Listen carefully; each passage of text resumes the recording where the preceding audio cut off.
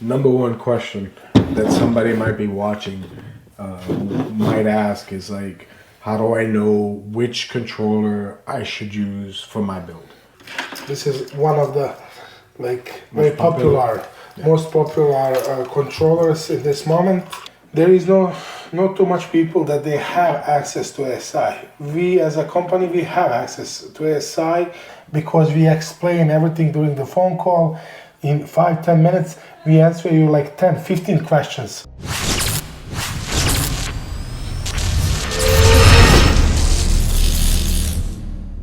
The purpose of today's video will be to dive into controllers a little bit more and help the customer determine what controller.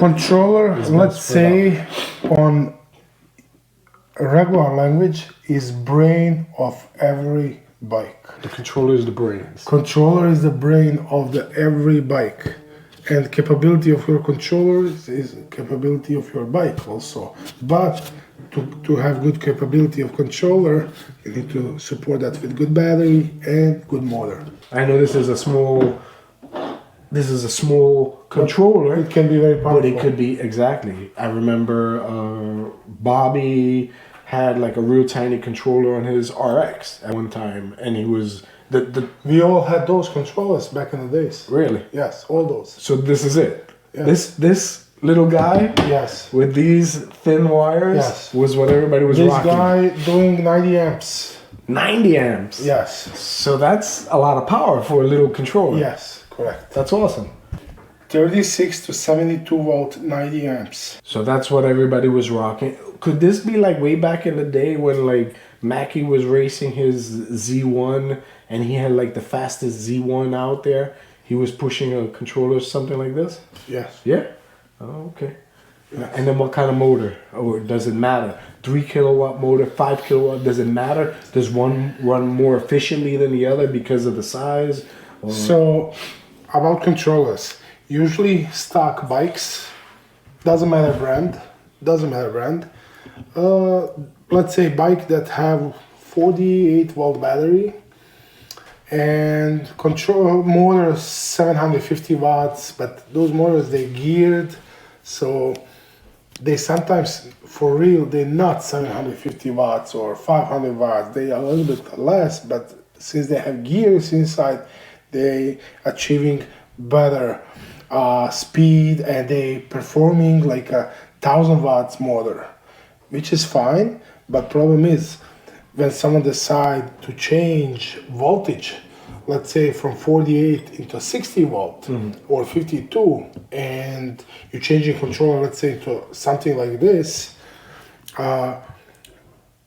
you're gonna increase speed, you're gonna increase torque, but problem is gears into motor, they depends from brand to brand. They usually plastic, some of them is metal ones as well, but when you're forcing more speed, more torque, speed you're getting from voltage, torque you're getting from amps. Like example, bike that have 48 volt or 52 volt, doesn't matter, and controller is like 12 amps and peaking 25, and that bike getting like 30-32 miles an hour speed, and you want to go faster, you can change it to one of these, and instead of doing 12 to 30 amps, you can push up to 90 amps this one, but you're forcing motor to work harder. So what's happening, either way, plastic or metal gearings inside, they're heating up because you're pushing more, and those gears, they're varying, and then they stop. They break inside. That's the reason why we always, when we have customer, he wanna upgrade his bike to go faster, we always suggest change your motor, change your controller, and then battery. Higher voltage, better efficiency. That's the rule. Okay. Higher voltage, better efficiency. So motor spinning faster, easier with higher voltage. Right. Don't need to have involved too much amps. With smaller voltage, you need to use more amps, which means you're spending more battery and efficiency is smaller. Okay. Like example, you have 20 amp hours battery on 48 volt, and you're pulling 30 amps. You're pushing around 30 miles an hour speed. If you just change voltage from 48 volt to 52, you will gain, instead of 32 miles an hour, you will gain on 35 miles an hour speed. If you change into 60 volt, you will get 40, 42 maybe, 35 with same amps. Right. Same amps. So what that means, it's easier to rotate motor with higher voltage. When you have 48 volt battery, 30 amps controller, and 48 volt battery, 20 amp hours. Let's say you can get range around 25 miles, let's say. If you convert 20 amp hours battery into 72 volt, you have 72 volt battery, same speeds what you had on 48 volt. Right. Keep those speeds. Instead of having 25 miles range, you will have 32 miles range. That's why we're saying efficiency is better on higher voltage.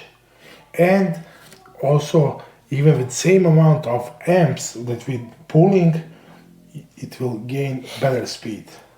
Okay. But when you calculate, just increasing voltage means you're increasing kilowatts. How we calculate kilowatts? Voltage times amps. That's how we calculate kilowatts. Like example, 72 volt, Right. 72 volt, 100 amps is 7,200 watts, or 7.2 kilowatts. Okay. That's already something good for a start. Right. But usually those bikes, like we said earlier, they are around 700 watts, 1,000 watts, Right. peaking. Right. And if you want to push to motor that is rated for 750 watts, you want to push 1,500 watts or 2 kilowatts, you can. Right. But question is how long? And then there is question, if you have a bike with 750 watts, controller, battery, we always telling our customers, you can sell your controller, get some money, sell your motor, get some money, sell your battery, what you have now, get some money, and then do proper investment into something good. Motor, controller, battery. Right. So that everything works efficiently. Efficiently, yes, and then on the end, customer happy. Sometimes we have, I always telling people, go with 72 volt. Whenever you want to increase your speed or torque, I always saying switch into a 72 volt. And they say, I just want to get around 40. I don't need to go 50. Okay, you don't need, but still 72 volt is way to go. Right. Because you're not stressing your components. Right. Even better. Right. You don't want to have just on the border to satisfy, and you always your parts working always hard. It's better like a car. Limits on highway 65 miles an hour. Our cars can go 80, 90 miles an hour easy. Right. Nobody limiting that on 65. Of course, because they don't want a car to work hard. So when you're going 60, 65 miles an hour, car can go 80, 90, 100 miles or even more. Right. But you're not stressing car and components in the car, when you're going normal speed on highway 60, 65. Same thing with the bike. Bike can reach 50, 60 miles an hour, fine. You don't need to go that fast. But that means you have spare speed, spare torques. But if you need to pass someone or something to do some action, you can. You can. You're not topping out always. And let's say, first time user on e-bike, they happy even like when e-bike going, when reaching speed like 20 miles an hour. They're super happy. Oh, this is fun. By going itself, you just hit throttle or you pedal assisting and then flying compared to pedaling, of course. But already after 1 year, you becoming unsatisfied. So everyone looking for more speed, more range, more torque. So sometimes we can't do much on some certain bikes because dropouts, they're not strong enough. So we can't put 5 kilowatts instead of 750 watts. It's very hard. So, our foldable bike, forget it. To do like crazy modifications on foldable bikes, best what you can do is increase range. Oh, okay. If you're satisfied with speed, but you can't make it foldable bike that's going 20-25 miles an hour, you want to turn that into 50-60, forget it. It's foldable bike, so many weak points there. So when we're doing upgrade, we want to keep also our safety much as we can. If anything, that bike is not going to collapse under us sitting on them, Yeah. So let's first explain something about what actually controller does on our bike. Like example, this is one ASI 855 or A800 controller. This is like a very popular model, one of first models for ASI. On this controller we have, this is a power source from the battery. This is our phase wires to the motor. This is whole sensors to the motor. This one is made for mid-drive motor conversions, and this is our speed sensor that we mount on the bike frame, and then we have like a small magnet on the back rim and on the spoke, and then this magnet sensor follows how fast you're going doing rotation, and then converting that into speed on your speedometer. And we have this cable here. This is like main cable that going to your front of the bike, Hygo connectors. Most of these connectors, they Hygo. From this connector we have another cable going to the front on the handlebars, where we're connecting our throttle, our display, and in some situations we have from this cable lights. We have to hook up brakes, region depends. Okay. So, but main thing, this cable going to the front end of the bike on the handlebars. We have hooked up on this cable throttle, and we have hooked up display. Those two main things to run bike after controller and motor and battery. So what we do when we apply throttle, signal goes into controller, and then controller releasing power to the motor. So what's happening? Let's say 100 amps we're pulling from the battery. We're converting that into phase amps on those three wires. And those three wires, they're giving signals in milliseconds to the motor. So when we apply throttle, they're doing like 1, 2, 3, 1, 2, 3, yellow, green, blue, giving signals, and then our motor is starting to spin. How hard we hit the throttle, that faster, giving that signal to the motor to spin faster. And then the whole sensors reading those spins and telling controller that everything going smooth. That's how it works. And basically we said 100 amps. Yeah. Like example, we're pulling DC 100 amps, we converting that, we like normal language, let's say we tripling those 100 amps into 300 phase amps. As much we can triple or 3.5 times gets power, that is mean controller is more efficient. That's the goal of all of these controllers. All right, so you kind of lost me there.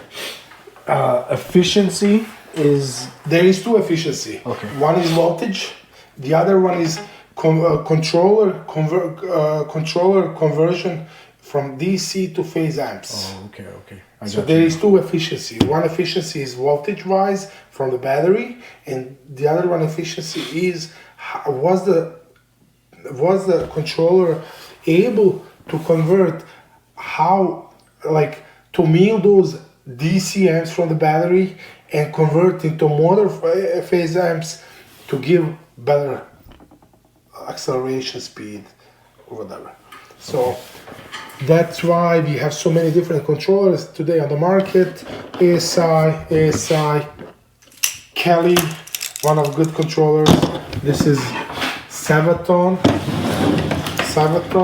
This is, I think, 45 amps. This one example is 100 amps. This is V2. How we know V2 version and Sabvoton's V2 version has mounting points here. V1 has mounting points on the side. And if you check those two controllers, they basically same size. Same size. This one is 100, this one is 80 amps. But same size controllers. So also those controllers existing in versions 45, 60, 80 amps, 100 amps, 150, 200 amps. And also there is option unlocked this controller and you have no limits. You can push 400 amps if you want, but problem is how long will this work? Most of these controllers, they coming to us, to everyone, locked. But there is option, we can unlock every actually controller of these. We can unlock, we have software. But no makes sense to unlock and customer will fry, so let's get proper controller for proper build to mount with screws on this one. The other one, this is V1, has on the side mounting points. Also, those mounting points from here, you can mount here as well and have here mounting points aside of having this. Oh, okay. Those ears. And this is also, and we have power driver. This one is power driver, current line 350 amps, phase is 680 amps. This is one of the very popular, most popular controllers in this moment. Everyone doing that. They've been popular actually even before. The problem with those controllers, there is not too much people that they know to do good tune on these. So that's why people hesitating to have something like this. But this controller is very, very good. It's big, but also performing very well. Those controllers, they have also with water cooling as well. So you have like pipe here, and then you water cool. You have your cooler on the front of the bike, so you're cooling that like a car. Right. Very similar. So there is so many options. So many options. So many different controllers. This is also Tronic controllers 250R. So this is for dual motors controller. So let's say there is a feeder bike. So you have front motor, back motor. So you have phase wires for the front, phase wires for the back, dual connectors in the batteries. You connect and then you have only one throttle, one display. Or actually this one doesn't have display, but you can connect with your phone and read speed, how many watts you're pulling or kilowatts, doesn't matter. This controller is good for this is VESC based, which means that is unlocked, and basically if you know a little bit deeper about programming, you can do a lot of things with this controller. VESC, any of them VESC controllers. It's like open source. Open source, yeah. Okay. For other controllers like ASI, it's very hard to work because you need to have access to backdoor for ASI, and there is not too much people that they have access to ASI. We as a company, we have access to ASI, but we're not working too much with them because we work with them, but we not feel comfortable if we don't know from beginning to the end tune for some control. I not feel comfortable to work on someone's bike and charge someone, let's say. If I can help with this, I will help, but we're not pushing too much that, because we are mainly battery manufacturer company, but we do other stuff to help people when they have problems, when they, especially coming from other shops that doesn't know, especially shops that they converted from regular bicycle shop to e-bike shops. So something like this is pretty new for them, and we're trying just to help people whatever we can with those tools, with the to help them solve the problems.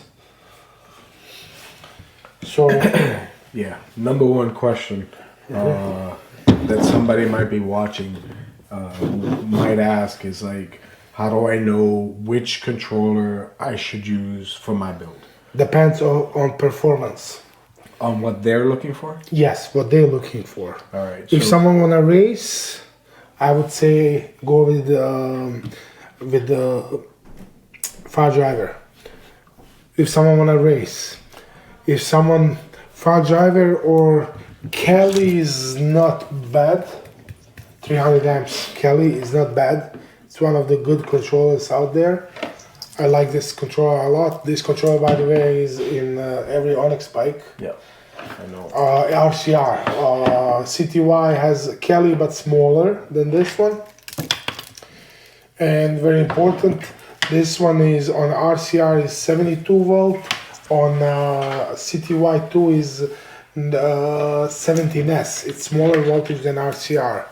I've been seeing a lot of people on forums, on groups, on Facebook groups. They don't know that it's different battery in RCR and CTY2. It's completely different. Like for 12 volts, is different in voltage batteries. Yeah. Smaller voltage, on the CTY2. So CTY2 like is 17S. Oh. And it's like 62 volt nominal, and RCR is 72 volt nominal. So like CDY2, when it's fully charged, it's like 71 point something volts, and RCR is 84 volts fully charged. So it's a big difference. Big difference, All right, so you have your racer, right? Racer, so I would say racer. One kind of racer. I would go with the far driver, or depends of the bike, ASI and capability who helping you with hooking up, because for ASI you need to make your own harness cable to run the throttle, display, everything. So it's like it's impossible to buy. Let's say from ASI you go on their website and you buy harness cable. You can't. Right. You can buy harness cable, but halfway. Only connectors on one side, on the other side empty wires, and you need to hook up everything else. But you need to really know what you're doing, because those controllers, in the first place, they made for industry. So when you have, let's say, huge factory milling machines, and they have three-phase motors that milling stuff around, then basically you can connect 10 motors, 10 controllers in connection, and CAN bus connection, and then from software you can say, motor 1 do this, when you finish this operation, motor 2 start with doing this. So it's like for factories, for manufacturers. That's how ASI started their business. And then later on, somebody realized, yes, you can use this, and this one is very popular controller on Suron market. Right, not this. No, this one too. Also, this is 2000. There is 4000, slightly bigger, and there is also 8000, much bigger. So this is a BAC 2000. BAC 2000, yes. Oh. This is 2000. This is 800, younger brother of this guy. And there is 2 older brothers than this one. Yeah, one you have on your... I have 8,000 on my Surround. So this and far driver is good controllers. I like them a lot. It's only hard to get them to run. You need to find right person that can help you with harness cable, with everything. Back in the days, we used to manufacture those harness cable, but it's a lot of time taking, and we have no time to do that. So for regular customers, what we always suggesting, like just because it's user friendly, we always suggest Sabvotons. Those controllers, they work very well. Let's say we have a Spark Bandit stock, 36, 40 miles an hour. I don't know what's the top speed. 42. Or Super 73 top speed is 32. 33, doesn't matter. Absolutely doesn't matter. And someone wanna have better torque, better speed, and then we are able to get like 50 miles or up miles per hour speed. So Sabvoton we like to use. It's a little bit bigger. Yes, I agree. It's huge controller, but also works very well. Now look at this. It's not huge difference between those two controllers. The problem is with file driver, it's not completely user friendly. It's a lot of stuff inside that you need to program. Some people who doing work with those, they program for a couple parts and they good. But if you really want a good tune, you need to go deeper into this. With this controller, you don't have too much things to mess with around with them. Like 5, 7 things, you go there and that's it. You know, there is no, for regular people, nonsense inside. You can figure out easy how to do that, and basically in 5-10 minutes you can have your tune done. Nicely too. And you're good to go. What I like with this controller, because this around this controller, this aluminum is not here just to have like box. This is to cool down your components, your MOSFETs on controller. That's why this aluminum helping for heat to dissipate outside from the main board inside. When we do installation on Onyx, sometimes we pull this controller from inside and we install on outside. What we do, we use thermal paste.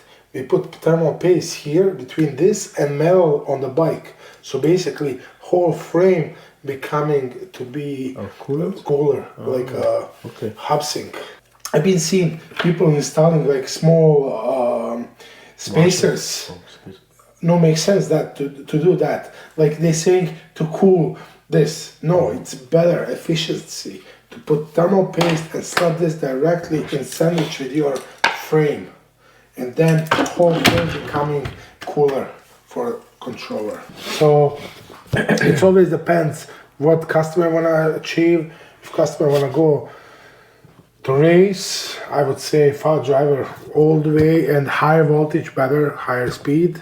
But again, check what kind of bike you have, how fast you can go, how fast your bike can handle that speed. Right. Because let's say on Onyx RCR with regular components, no, you have to change. I would suggest to change your front fork, to change your back swing arm, to change even motor, higher voltage battery, and then controller. So it's a lot of things involved there. Depends again what someone wants to do. I got one question for you. Go ahead. All of these controllers that we have on this table right now, what are the limitations in voltage? I know the smaller ones can go down to 48 volts. This but let's talk about ASI is usually, it says somewhere here, 36 to 72. Okay. That's ASI. Kelly, it's same thing. 36 or 48, I'm not sure, to 72 volts. But not this. This on one, here. This one, yeah, too. Yeah? This one is maybe locked into 72. No, this one is 24 to 72 volts. Shit. But I'm sure we have one of them that is limited strictly on 72 volts. 2472, Oh, all of them 2472. Maybe we have on other location one that is limited strictly on 72, but most of them is like example Sabvoton. You can buy limited strictly on that voltage what you wanna, or you can have open from 48 to 72 or even 96 volt. But you need to pick right one what you want. Okay, so it's not Usually with our kits, what we do for customers when they doing conversions into 72 volt systems, we get that directly 72 volt. Like example, one of these controllers, company Handleworks, they're using them. This is very good controller to give a little bit more juice to Super 73s. With these controllers, they can reach like I think 35, 36 miles an hour with stock battery and stock motor, and they get a little bit better torque. Nothing crazy, just a little bit better. But for better performance, I would always say you need motor and high voltage battery. You still can use that motor, but if you're forcing too much that motor, too much, and especially if it's a heavy person, then you can ruin that motor. And that motor is, our Super 73 RX bike is like 4 or 5 years already on the market. So it's so many of these bikes out there that they're not covered anymore with warranty. So what I want to say, that motor that someone has stock, it's easy to sell. For $200-300 easy, you can sell that motor and add 100 or 200 more and get yourself better motor, 3 or 5 kilowatt. I would say always get yourself 5 kilowatt instead of 3 kilowatt, because it's very small difference in money between those two. You're already investing money, invest a little bit more, maybe $100 more, and you have 5 kilowatt motor and you're good to go. And next step after motor is a battery. You can add one more battery, but like again, how we said it earlier, efficiency is better when you have higher voltage.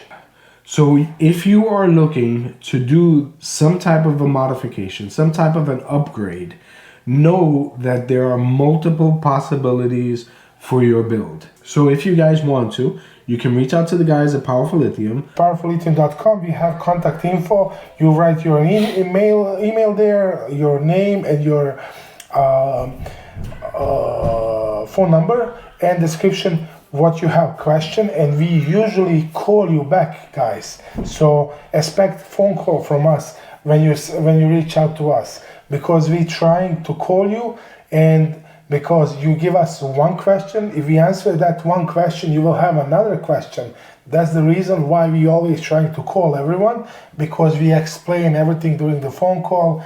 In 5-10 minutes, we answer you like 10-15 questions instead only going one. back and forth. Yes. So it's easier for everyone, and also customer get more knowledge about that question, whatever he had. What's the turnaround?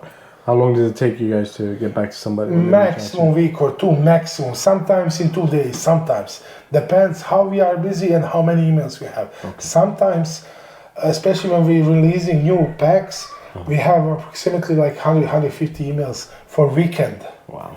And it's very hard to call 100-150 people, but we call everyone. I got you. All right. It depends. It's very, we always really trying to get, sometimes we can't reach out to customers. They're not picking up phone calls, especially they don't have that phone number. Right. Yes, that's why. But expect from us, when you reach out to us, expect from us phone call very soon. If we can, we will do next day, or even sometimes if we have time, we sometimes I call like immediately, or some of my co-workers we call immediately. Even I know sometimes I'm going like on a trip, a business trip or my personal trip, and I see that I got email with some question, and if I can talk in that moment, you do it? I call while I'm driving. Yeah, like right now in the making of this video, it's about 9 o'clock, and he did pick up the phone. It's like 10 o'clock now, 10:30, 11 o'clock in this moment. The time of the phone call was 9 o'clock. Yeah, man. But yeah, it's like 11 o'clock now. Yeah, but the guy is from Hawaii, so it's Oh, really? yes. Oh, I didn't know that. So I picked it up that phone call. So just so you know, if you're from Hawaii, they got you covered. Always. Whole country. So No exceptions. hopefully this helps you guys out. It helped me out a lot, actually. It helped answer a lot of the questions that I had. So I'm really glad that this video is taking place. If you guys enjoyed what you saw, like always, smash the like button, leave a comment. I get back to everybody. And if you want to, please subscribe. So until the next video, peace out, everybody. Peace out.